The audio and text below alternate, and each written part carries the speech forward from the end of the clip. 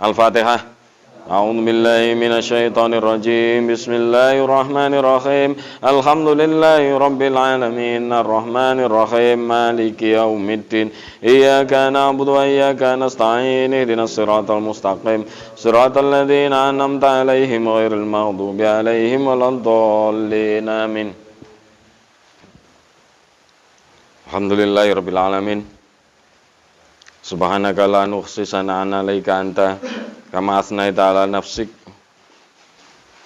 Allahumma sholli ala sayyidina Muhammadin sholatan yattasilu biha ruhul musalli alaihi bihi fa imbasitu fi qalbihi nuru sirri ta'alukihi bihi wa hubbihi wa yuktabu biha bi inayatillahi fi hizbihi. Subhanaka la ilma lana illa ma 'allamtana innaka antal alimul hakim. Kangge Imam Abu Hamid Al-Ghazali Shahibul Minhaj Al-Abidin nafa'allahu bihi wa bi ulumihi wa bi asrarihi fid dharaini. Al-Fatihah. A'udzu billahi minasyaitonir rajim. Bismillahirrahmanirrahim. Alhamdulillahirabbil alamin. Arrahmanir rahim. Maliki yaumiddin. Iyyaka na'budu wa iyyaka nasta'in. Ihdinas siratal mustaqim. Siratal ladzina an'amta 'alaihim ghairil maghdubi 'alaihim waladdallin. Amin. Untuk menjadi hamba itu salah satu yang paling gampang itu adalah jadi ulul albab. Bolak-balik nih kita bahas. Inna fi khalqis samawati wal ardi wa ikhtilafil laili wan nahari la ayatil li ulil albab. Sak temen-temene moko ing sak daleme penciptaan langit bumi. Waqtilafil laili wan nahar lan pergantiane wengi nang awan. La ayatil liulil albab, ana tanda-tanda kekuasaane Allah. Berarti ana tanda kekuasaane Allah. Liulil albab maring wong sing waras pikire. Nanti nek kita melihat alam, kita melihat kejadian, kita melihat kehidupan, terus sampai gak iso ndelok tanda Gusti Allah. Kebesaran Gusti Allah, berarti di situ kita tidak berpikiran waras. Karena sing iso ndelok maka liulil albab, pikirane waras. Tadi ulil albab itu sebenarnya dalam teks bahasa itu adalah wong yang berpikiran waras. Nah kita gak iso ndelok berarti pikiran nanti gak waras. Lah cek ne waras pikiran iki piye? Ulul albab itu alladzina yadhkurunallaha qiyaman wa qu'udan wa ala junubihim. Eling maring Gusti dalam keadaan apapun. Dalam keadaan kiam, ngadeg, lungguh atau rebah. Artinya dalam semua situasi. Itu ada eling. Nah, setelah kita itu proses eling, yadkur, itu maka kita kudu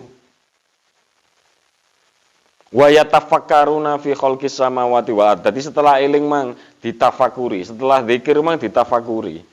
Tafakur itu mikir dengan data keilmuan. Makanya lek teng Quran niku disebut inna fi khalqis iki lho. Kejadian bumi ki ana tanda. Maknane ada data. Datae tekan apa ya? Tekan Quran, tekan Kanjeng Nabi. Data informasi itu. Kita olah.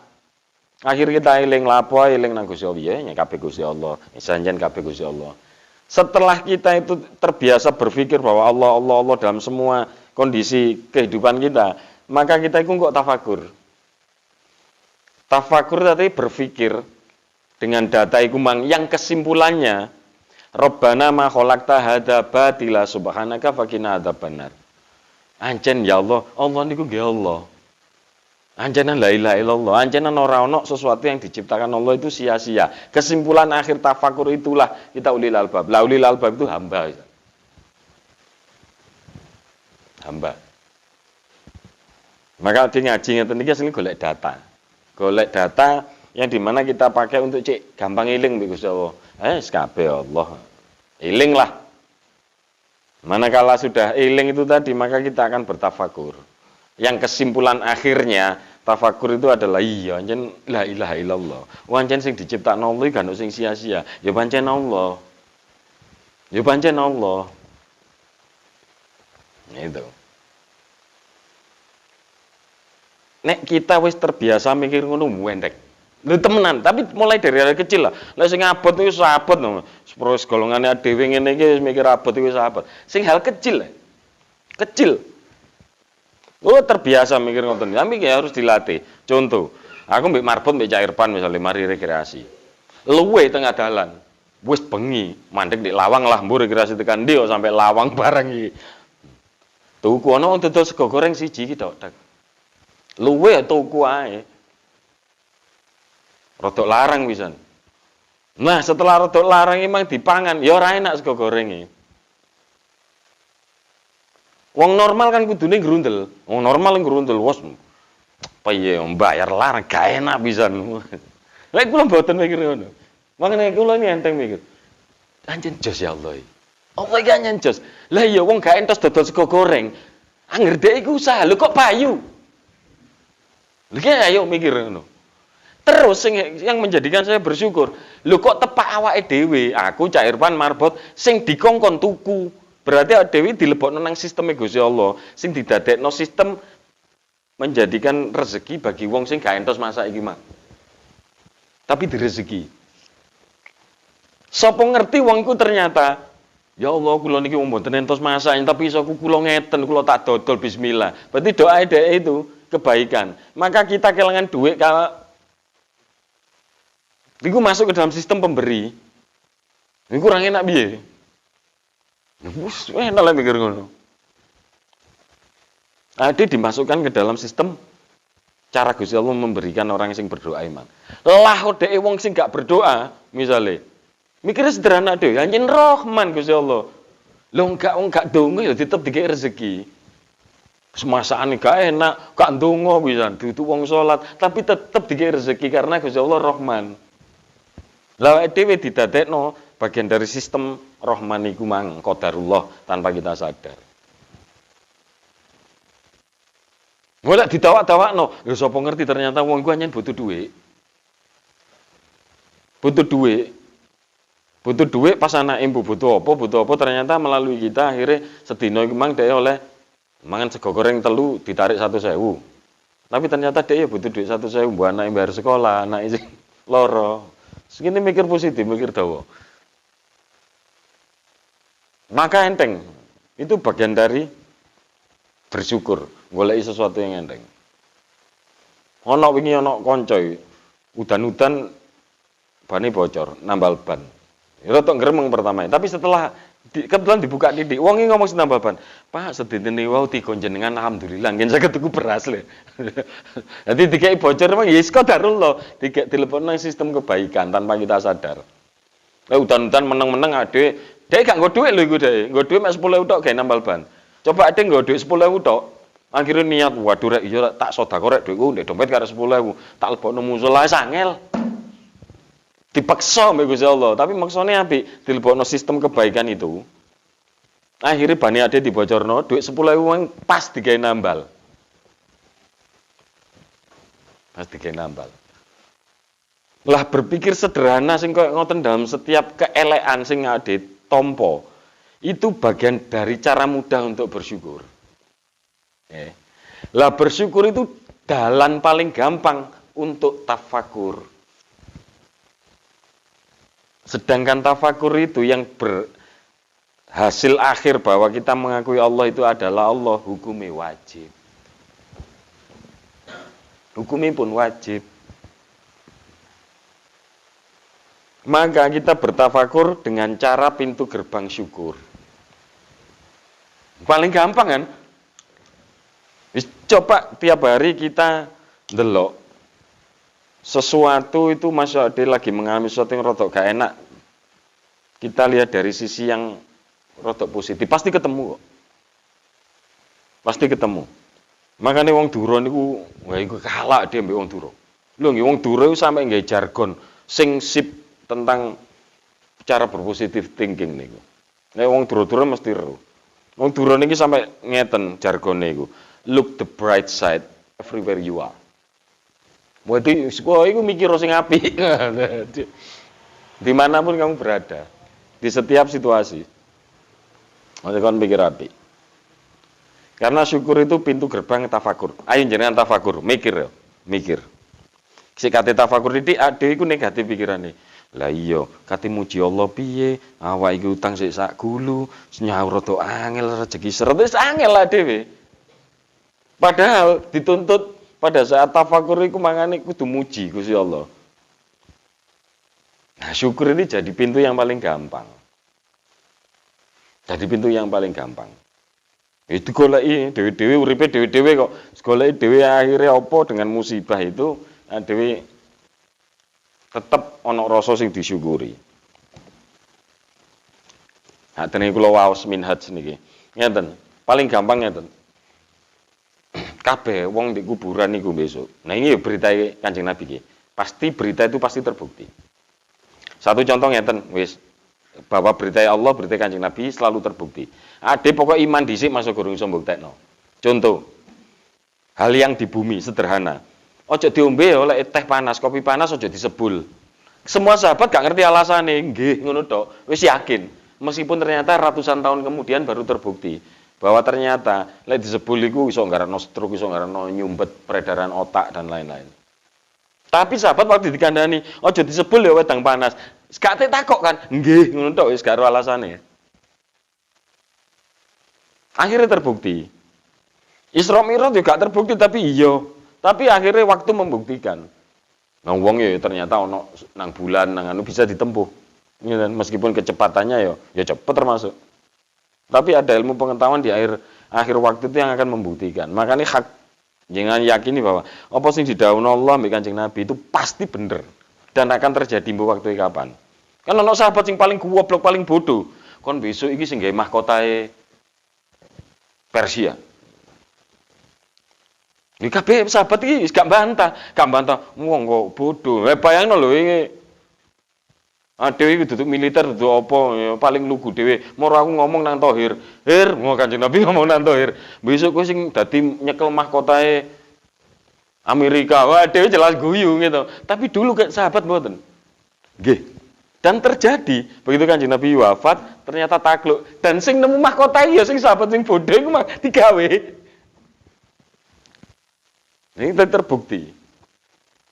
Maksud saya ngeten, ada berita dari Kanjeng Nabi ini, wong mati itu sing dirindukan satu. Kepingin balik nang donya cuma isok nyebut Allah secara dohir. Wong mati lek sing alim ya pasti ya nyebut Allah Allah gitu nang alam kubur. Tapi kan sudah tidak tersedia efek apapun karena sudah selesai. Mereka yang merindukan kepingin balik nang bumi ini supaya nyebut Allah itu secara dohir. Karena apapun penyebutan Allah secara dohir di bumi ini yang menentukan besok ada di akhiratnya di alam kubur piye.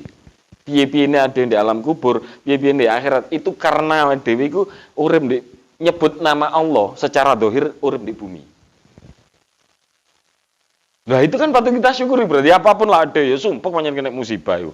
Tapi insyaallah alhamdulillah rek seiso nyebut dikek ambaan iso urip iso nyebut asmane Gusti Allah. Di bumi yang mana ini dirindukan bahkan oleh orang alim pun di alam kubur. Lah wali lah wong alim itu merindukan penyebutan asma Allah di alam dohir. Dan sik syukur dhewe.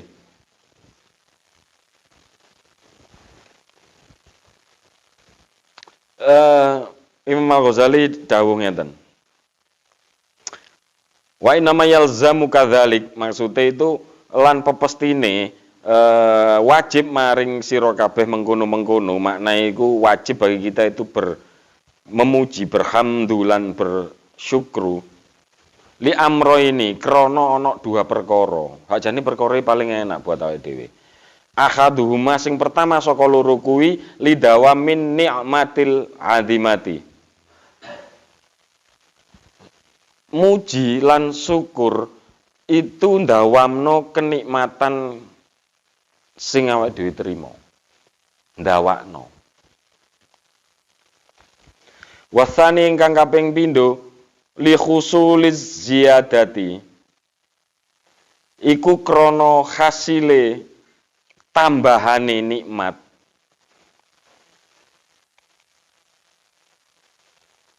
Fa amalan ana pun dawamun nikmat lan sing langgengno nikmat atau fali annas syukra qaidun ni'ami moko iku syukur iku Syukur itu pengikat kenikmat. Pengikat nikmat yang diberikan Allah itu syukur. Tadi misalnya ada dikasih nikmat, terus ada bersyukur, nikmat itu dicancang Mbak Dewi. Jika ucul maneh. Jika ucul maneh. Dan juga ada tambahan nikmat di situ. Ada tambahan. Makanya jangan kula bolak-balik ngene. Dawuhe Gusti Allah bahwa la in syakartum la azidannakum wa la in kafartum inna adzabi lasyadid. Itu jangan dipahami bahwa lek aku bersyukur ditambah, lek gak bersyukur gak ditambah. Itu pemahaman keliru. Lek syukur itu pasti ditambah dalam bentuk apapun dan tidak harus dalam bentuk jumlah. Tapi lek gak bersyukur azab. Bukan gak ditambah loh, azab. Paling gampang jangan mikir ini.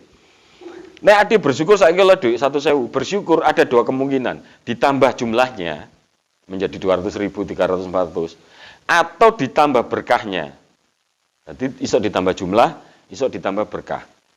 Dalam 100.000 yang kita syukuri itu. Tapi lek gak bersyukur, iso ditambah secara jumlah. Saiki oleh 1.000 gak bersyukur ditambah dari 1 juta, 2 juta, 200 juta. Tapi dalam tambahan itu azab. Dalam tambahan itu azab. Jadi bukan terus lek gak bersyukur gak ditambah ya apa dikurangi jumlahnya enggak. Malah mungkin iso ditambah. Tapi dalam penambahan itu isine ono azab. Bukan ono azab ya pasti azab tambahane. La in syakartum la azidannakum wa la in kafartum inna adzabi lasyadid. Nek kowe bersyukur tak tambah, mbuh tambah jumlah, mbuh tambah berkah. Lek gak bersyukur iso tak tambah jumlahe, tapi tetep jerone azab. Tetap jerone azab. Ngelu iki ya. Nyekel duit saya 1 juta, sedina nyekel duit 15 juta, tapi isine azab. Ngeri, Pak. Nah kan ini syukur itu menjadi wajib, pengikat kenikmatan. Diikat. Ini enak sederhana namanya syukur. Syukur ya saya lele. Alhamdulillah ya Allah, itu bagian dari syukur. Saya lele lah. Saya lele ngucap alhamdulillah syukur. Saya lele. Bahwa fali anna syukra qaidun ni'ami, bahwa saat teman-teman ini syukur itu qaidun. Qaidun itu ya pengikat, cancangan. Cancangane piro-piro nikmat. Bihilan kelawan syukur itu tadumu lan ngekeng apa naleni netepake nikmat watabqa wa bir tarkihi lan ninggalake syukur tazulu ngangkat fatahulu lan nyingkirno nikmat.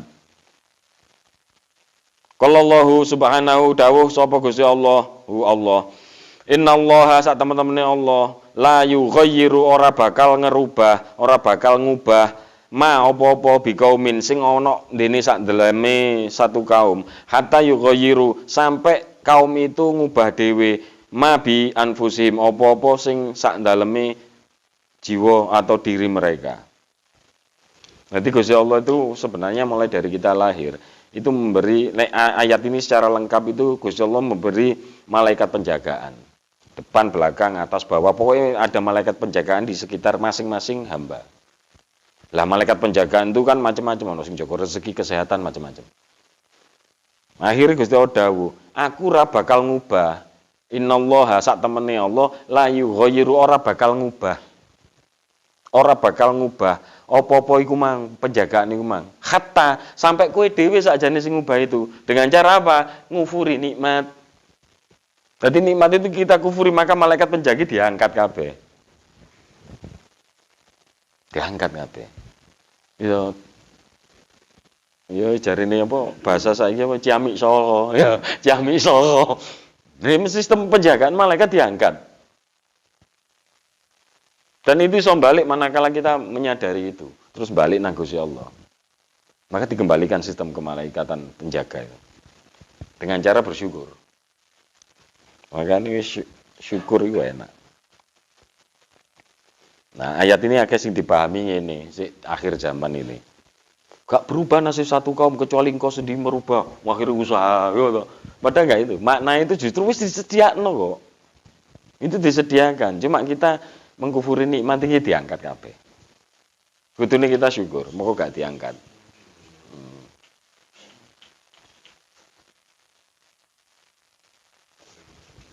Nah,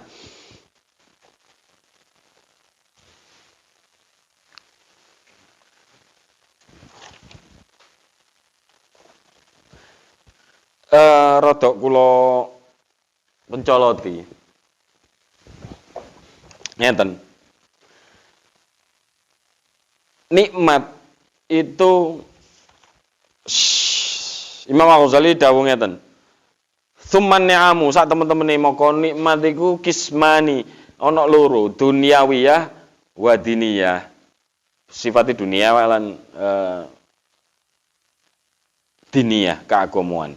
Sing dunia iku iso yang pertama iku fanikmatun naf'i, nikmat manfaat. Dadi awake dhewe iku dikei kelebihan rezeki, cukup mangan, cukup itu berupa jenenge nikmat manfaat. Tapi ada nikmat dunia itu yang berupa nikmat penangkalan. Nikmat penangkalan. Nikmatud daf'i. Dadi awake dihindarkan dari musibah yang besar hingga oleh musibah kecil. Awake dhewe terlepas dari masalah. Itu nikmat penangkalan. Nah itu yang awake dhewe makane dikon golek rasa syukur tuh digoleki detail. Saelek-eleke kudu nemu dhewe. Dan pasti kudu nemu. Ya kumang buktine alhamdulillah dhewe urip di donya, lahawali pun itu sing dikepingini balik urip donya supaya iso ngucap Allah secara zahir. Terus nikmat dunia diniyah itu nggih yang pertama nikmat dari awal itu kita wis dikei taufik. Mulai cilik ada wis syahadat. Ataupun misalnya justru kayak misalnya Pak Kadarman Mas Teguh nikmatnya gede. Dengan perjalanan waktu isok syahadat. Itu nikmat yang terbesar. Yang kedua, nikmat penangkalan dari ade balik kufur. Jadi nikmat balik kufur, penangkalan balik kufur luar biasa. Dan itu hukumnya kita bersyukur itu wajib makanya. Nggih, hukumnya wajib. Terus yang disalahpahami ini kalau gak kula waca detail sih sebagai prolog ben engko suatu saat enak lek maca pas detail. Ada banyak penjelasan di sini, enggak mboten kula waca secara ini sih. Kapan kita wajib bersyukur? Ada pendapat ulama ini dua. Yang pertama, itu berpendapat bahwa kita itu kudu bersyukur manakala itu oleh kenikmatan. Lah oleh musibah gak wajib bersyukur. Oleh musibah gak wajib bersyukur. Tapi kita wajib mensyukuri hikmah dari musibah itu. Tadi ya oleh misalnya, alhamdulillah wis anjen dikek gak duwe dhuwit wis iki gak oleh. Tapi kudu ngene, alhamdulillah hikmah gak duwe dhuwit, aku malah sregep nyambut gawe. Dadi kalau alhamdulillah wis masuk tiba mangke alhamdulillah aku tiba salah iku. Nanti kudu dari bahasa lho nggih. Kayak sederhana, tapi kudune alhamdulillah hikmah aku tiba. Nah, kudu hamdu ndek tiba. Ya, hati-hati. Jadi tetap memang dalam setiap sesuatu kejadian itu tetap ono sesuatu yang patut kita syukuri. Nah, itu monggo digedhekno. Digoleki dalam setiap kehidupan langkah dhewe. Karena rasa syukur itu lek teng kitab Ihya. Kitab Ihya nih. Nggih padha Imam Al-Ghazali. Niku wonten kitab khusus namanya di bab khusus jenenge Kitabu Tafakur. Jadi di kitab Tafakur itu dijelaskan bahwa paling gampang syarat untuk bertafakur itu syukur sih. Lek gak iso syukur kita nggak akan iso tafakur soalnya. Soalnya gak bersyukur, kita itu pasti mempertanyakan keagungan Gusti Allah. Apapun keputusan Gusti Allah pasti kita pertanyakan. Aku wis ngene tapi kok ngene ya lain kan. Tapi nek kita golek rasa syukur sik dikunci wis iku. Nggih Allah alhamdulillah kula sik ngeten. Nah itu akhirnya iso tafakur. Nah tafakur itu proses menjadi seorang hamba. Doa-doa yang terkabul itu karena posisi kita kan sebagai seorang hamba. Nggih, kan enak ya berarti. Awak dhewe itu diproses untuk menjadi seorang hamba. Syahadat yang benar itu adalah manakala syahadat kita wis syahadat seorang hamba. Untuk jadi seorang hamba kita kudu bertafakur. Dalam bertafakur itu kudu ono data ilmu. Ngaji macam-macam. Dalam bertafakur itu kuncinya di samping ilmu, karena wis ono ilmu nih, maka kunci bertafakur itu syukur. Maka dari syukur iso tafakur, dari tafakur iso menjadi seorang hamba. Tujuan akhir dari hidup manusia di bumi ini dadi hamba. Lek wong syukur pasti sabar. Lek wong sabar itu pasti ikhlas. Terus iblis tanda tangan, kulo mundur kalian wong ikhlas. Kulo mundur, ya aja nih teori yang diberikan apa jalan keluar yang diberikan Gusti Allah gampang. Syukur mesti sabar, lek wong sabar mesti ikhlas. Lah wong ikhlas iblis tanda tangan. Ayo lek wong gak ikhlas. Setan lebih dekat dari urat nadi kita. Hati-hati. Bukan di jero kene enggak, tapi dalam setiap gerak kehidupan kita. Contoh paling gampang. Mas Yudi, tuku barang deal ambek Mas Andi, sah yo, sah, tak bayar aku seneng barang iki. Apik kan del, digomole. Mesti lah ono titenono wis. Lha iki kehidupan mbuktekno setan iki. Mas Giyo teko. Dik koncoku mang ono murah. Waduh kono kacek 500.000. Wah. Duh sak mamane mang, wis sak mamane siji. Kepethuk Mas Irfan. Dik koncoku kacek ono 750 kacek. Lumayan ta. Duh, mang sak mamane ketemu. Padahal kalimat sak mamane mang Kanjeng Nabi dawuh, hati-hati. Kalimat lau, kalimat saumpama itu gerbang iblis. Maka dalam awak berbuat apik lho wis ikhlas tuku barang yo, salaman, halal, bayar, des, mulai. Oh, setan iki ngentut. Maknanya iki lho. Di setiap urat nadi kita iki bukan ngendon nek kene, tapi dalam kehidupan gerakan kita iku ono. Makanya ada syaratnya kudu ikhlas. Anggap sederhana. Mang di koncoku ono mang kacek 500. Jawabane Mas Giyo. Kan santai ade. Wis rezekine Mas Andi. Rezekine sing dodol sakmono. Piye? Rezekine kok. Apa mbok pikir? Ya berarti aku hanya qadarullah untuk nunggu iku menyebarkan kebaikan. Sama ngerti ternyata Mas Andi meneh wae bayar Pak Pandu BRI. Nah, ya kan ya. Sama ngerti wae bayar SPP. Sama ngerti terus dhek ndonga, ya Allah kula dodol niki monggo-monggo payu sak meten. Karena kula butuh, nggih wonten nih barangnya ngeten ya, wong duwe kula ngeten. Kula dol niki monggo memenuhi kebutuhan hajat hidup saya. Lho ambek Gusti Allah, karena ndonga ambek rada setengah berbes mili ya. Gusti Allah sakno. Iya rek tak payono ah. Qadarullah sing dipilih Mas Yudi. Tak takdirno awakmu ikut dalam sistem kebaikan itu nulung wong sing ndonga. Tes beres to. Lek dinafsui dhewe waduh. Ojo sing ngono, ojo 500.000 kita itu. Loh, kacek 1.000 lho lek bakile metu kok. Tuku rokok lha iya, tuku rokok nang kene des rego 20.000. Ternyata murid kan tuku rokok di kono 24 nyesel ya apa? Padahal dhuwit 1.000 menilang. Wis totoan dhuwit 1.000 iku menilang. Mbok nandi?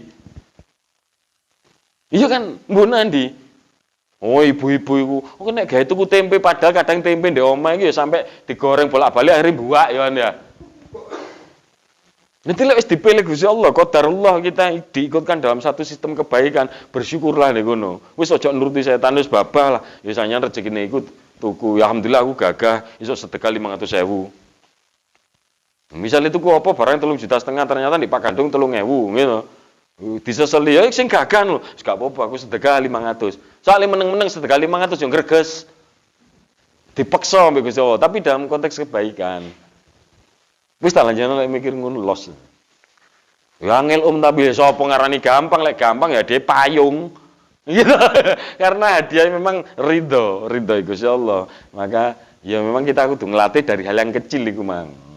Ridho. Nah, ridho itu puncak tertinggi dari pemberian Gusti Allah iku ridho.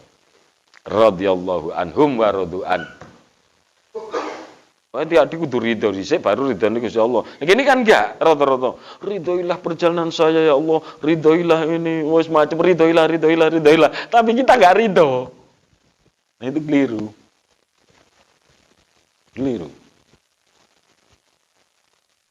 Maka monggo kita belajar syukur dari hal yang paling kecil supaya ada itu dadi hamba.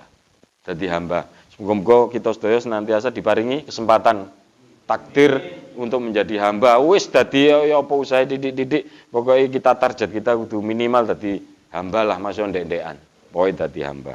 Semoga-moga ngoten mawon manfaat. Nanti kita lanjutkan secara detail. Mugi-mugi ada manfaat. Angsal syafaat Kanjeng Nabi.